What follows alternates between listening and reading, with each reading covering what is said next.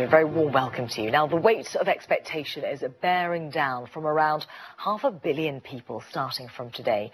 The polls have opened in the 5-week extravaganza that is India's general election. But will satisfaction come straight away for those pinning their hopes on economic salvation? Well, India's economy has had a reputation of rapid growth, but that's been tarnished of late as its expansion has slowed and inflation remains stubbornly high. Yogita Lamai reports now from Bangalore, where two candidates born out of the corporate world have been vying for their nation's attention.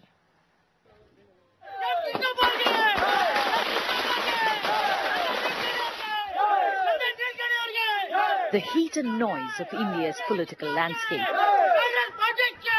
Nandan Nilekani, the co-founder of one of the country's biggest software giants, Infosys, has set foot on a new turf. But he's quickly learning the ropes and finding out what makes a good photo opportunity.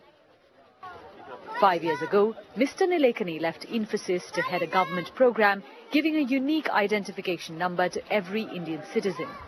But now, he's wooing the people to put him in parliament. For the billionaire, who's India's richest candidate, this is a far cry from his corporate life. I was sitting in an air-conditioned office overlooking a golf course. Now here I am walking around meeting people. And so it's different, but it's very good because I'm actually learning the real issues of problems that people face. And I think you need to win a popular election to have the legitimacy to propose the change that you need. And I believe that India needs a lot of change, and that's why I'm doing this. In India, the middle and upper classes haven't been very engaged with politics in the past, but that's certainly changed this time around. More people believe that they need to actually be a part of the political system if they want to see a change in the way that India is governed. And the trend of people from corporate backgrounds jumping in to contest elections, whichever party they might choose to join, is a reflection of that sentiment. And so, in this other part of Bangalore, one of Mr. Nilekani's former colleagues is also canvassing for votes. Shedding the business suits he wore as Chief Financial Officer at Infosys, now V. Balakrishnan looks every bit the politician. He quit the company just over a month ago to join the Aam Aadmi Party, or the Common Man's Party, a political outfit formed from the anti-corruption movement in India. I thought I had done whatever I want to do in the corporate world. I wanted to do something for the society.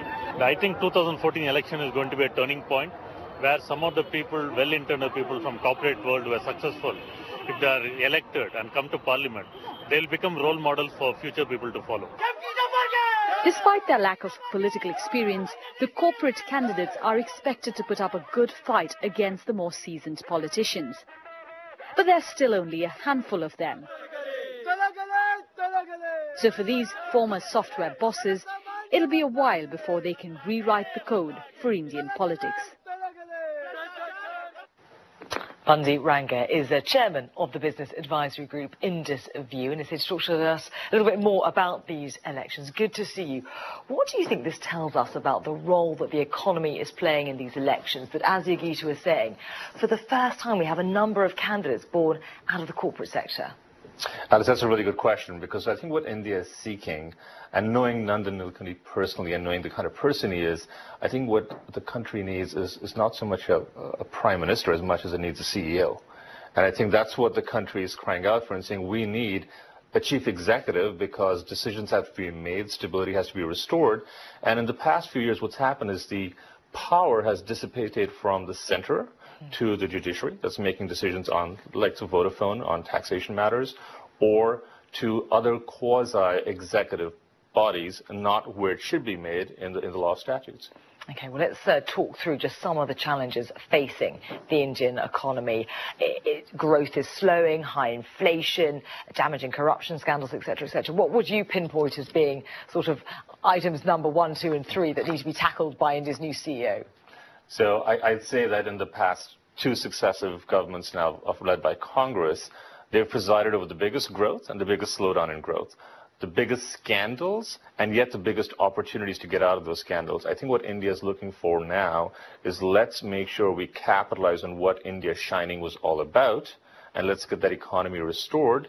let's not worry only about inflation, which is where you constantly hear stories about the Reserve Bank of India increasing interest rates, but let's worry about growth, because India has a booming population that needs jobs, and India is still 70% of its economy is inward looking. You can't export your way out of it. You've got to create domestic economy jobs, and that's really where that CEO has to lay his sights on, and not allow for bureaucracy, corruption, or just plain myopic policies that scare away foreign investors to come into play, because India needs foreign investment to grow. And what's going to get India back to that double-digit growth that we were seeing over a decade ago? Both of the main parties in this Congress and BJP have talked about expanding and rejigging the manufacturing sector. They've talked about revamping the labour laws. What do you say? What are the main challenges? I think there's a slew of things. I think, for one, there's definitely a dependence on foreign direct investment, and you need to get multinationals excited about India as a place that's safe, that's predictable, where there's a certain sense of certainty on their return on investment. You need to get to India to tap into its diaspora, which has a lot of emotional ties with India, that sends $80 billion to $1 trillion into that economy every single year, by far the largest remittance market in the world, which is unique to India, and you can't compare and contrast it with China, and they have to capitalize on that more. India also needs an incredible amount of spend on infrastructure, and that's universally shared across different political parties. The gating factor tends to be bureaucracy, and sometimes it's not even the central government bureaucracy. You can get the union government in Delhi to approve something, but it gets stifled by state governments or by environmental groups within the government, which may be fine because they all have points of view. But you got to have like a CEO has a 60-day or a 90-day cycle towards decision making. You got to have a single window for decision making with 60 or 90-day turnaround times, not have things drag on for 2-3 years. Yes, red tape, bureaucracy, another key issue here. We talked a lot about corruption. Of course, one party, AAP, is running almost exclusively on that mandate. Would you say that that is a sort of understandable policy? Is it that big a problem? It is enough of a problem for people to want to protest, and the Aam Aadmi Party, the AAP, is capitalizing on that sentiment of people where they want to protest the corruption, which is kind of deeply rooted in the system. But the problem with the Aam Aadmi Party is it's regionally focused. It doesn't have enough of a wide base across the country, and maybe it lacks policy. It's got a nice posture, but doesn't have policy that people can buy into. To contrast that with the BJP's 52-page electoral mandate, where things are spelt out more, where the leader, who arguably, yes, is a bit more right of center with Hindu nationalist overtures, but is seen as someone who's decisive, who makes decisions. He's the guy who got Tata Motors to come to his state of Gujarat that he's been running now for 15 years, when West Bengal opposed it, or certain people within West Bengal who were more left-leaning opposed it. So they seem as someone who's right for the economy, who won't necessarily invite multinationals into the detriment of local shopkeepers, for example, with multi-brand retail outlets. But at the same time, Congress probably knows its time is out, because Manmohan Singh is old and retiring. He was the vision behind India's economic changes in the 90s.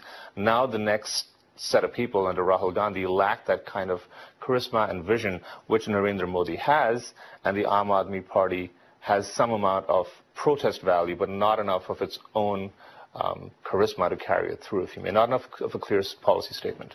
Okay. Bundeep, Rangar, many thanks for coming in and sharing your views on these ongoing and fascinating elections in India. Now, the main stories are from the newsroom for you, and it was an emotional start to the testimony given by the South African